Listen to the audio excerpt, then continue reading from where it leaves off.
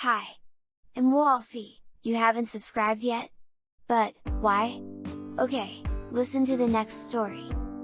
Chapter 3, Cultivation and Improvement. With each new day, Steve was becoming more confident in his survival. He realized that life on the island did not necessarily have to be a fight for survival but could also be an aspiration for comfort. Inspired by new perspectives, he began to cultivate the land around his shelter. With the help of his trusty pickaxe, he started to till the land, creating a field for sowing grain. He planted and watered his crops, caring for them with love and attention. It was amazing to watch a small seed grow into a robust plant capable of providing him with food. Steve also began to improve his shelter. He built an additional room for storing supplies and added a few conveniences for his comfort, including a bed and a small table. Moreover, he built a second shelter on another part of the island in case of danger.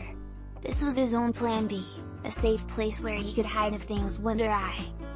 Steve began to plan for his future, not just thinking about survival, but also about his well-being.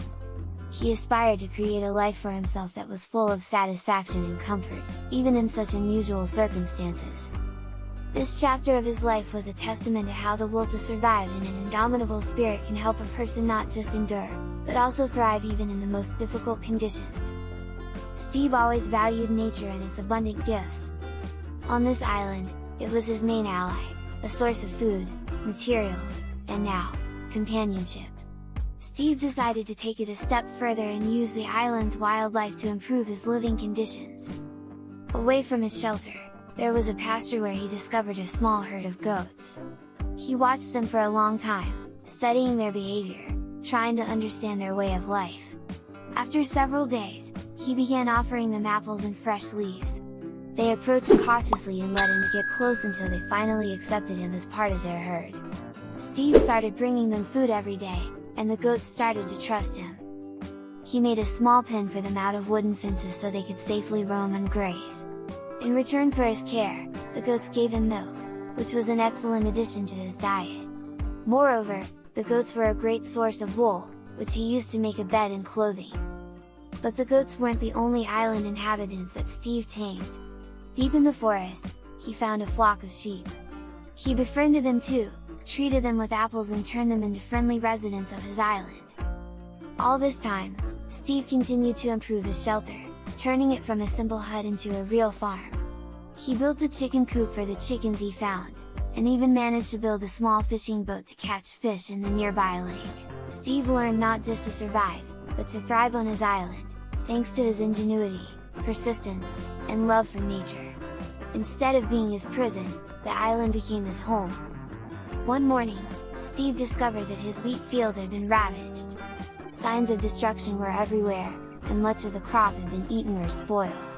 The culprits were crows, who seemed to have found his field and decided to feast there. Steve was upset but not desperate. After all, the struggle for survival always involved overcoming difficulties, and this incident was just one of many. He was determined to stand up to the crows and protect his crops. At first, he tried to scare off the crows by waving his arms and shouting at them, but this had only a temporary effect. The birds flew away but soon returned, continuing to feast on his field. Realizing that this approach wasn't working, Steve decided to resort to a more inventive solution. He decided to build a scarecrow. Using old boards and wool from the goats, he crafted a scarecrow that he placed in the middle of the field.